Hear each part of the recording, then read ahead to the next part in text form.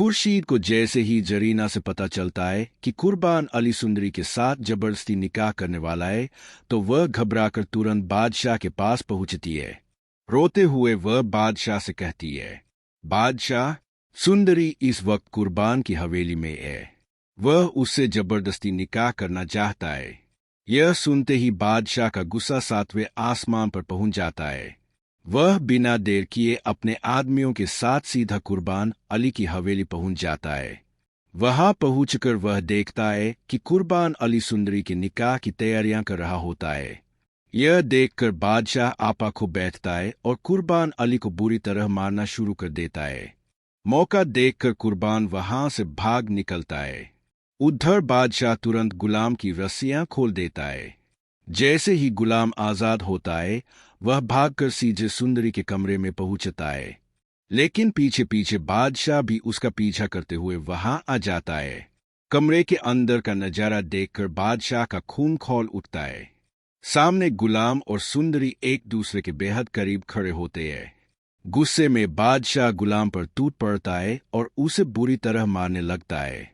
यह सब देखकर सुंदरी घबरा जाती है। अचानक उसे चक्कर आता है और वह दीवार से टकरा जाती है। उसी वक्त उसके सिर से खून निकलने लगता है। सुंदरी को इस हालत में देखकर बादशाह घबरा जाता है। वह तुरंत गुलाम को दोबारा रस्सियों से बांध देता है और सुंदरी को अपने साथ सुंदर हवेली ले आता है। वहां पहुंचकर सुंदरी बादशाह को सच्चाई बताती है कि कुर्बान अली ने उसे जबरदस्ती किडनैप करवाया था। यह सुनते ही बादशाह सबके सामने मूरा को तलाक दे देता है। दूसरी तरफ जब कुर्बान अली को इस बात का पता चलता है, तो वह बादशाह से बदला लेने की ठान लेता है। वह तुरंत वापस जाकर गुलाम की रस्सियां खोल देता है और कहता है, गुलाम, मैं तुम्हारा निकाह सुंदरी से करवाऊंगा। यह सुनकर गुलाम बेहद खुश हो जाता है। उसी वक्त गुलाम के मोबाइल पर खुर्शीद की कॉल आती है।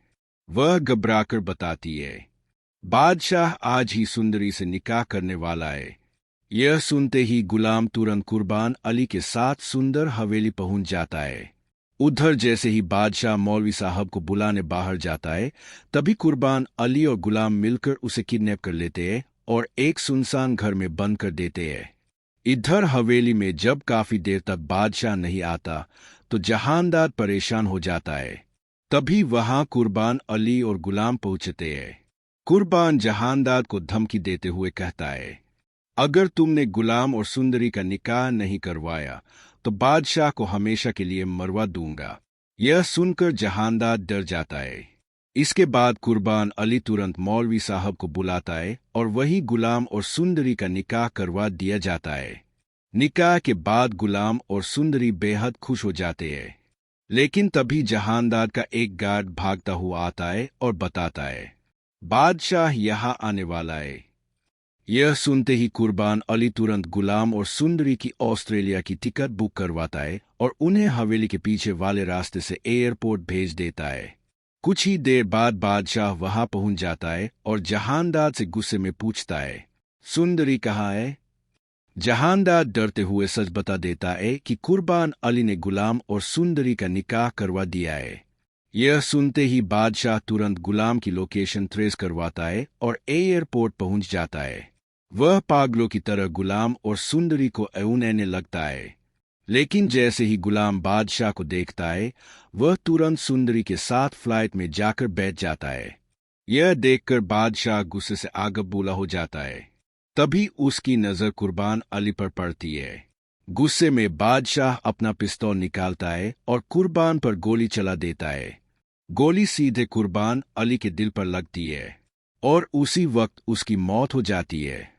दूसरी तरफ गुलाम और सुंदरी ऑस्ट्रेलिया पहुंच जाते हैं और वहां अपनी नई जिंदगी शुरू करते हैं। गुलाम सुंदरी से बेहद प्यार करता है और उसका हर पल ख्याल रखता है। फिर एक दिन अचानक सुंदरी की तबीयत खराब हो जाती है। घबराकर गुलाम उसे डॉक्टर के पास लेकर जाता है।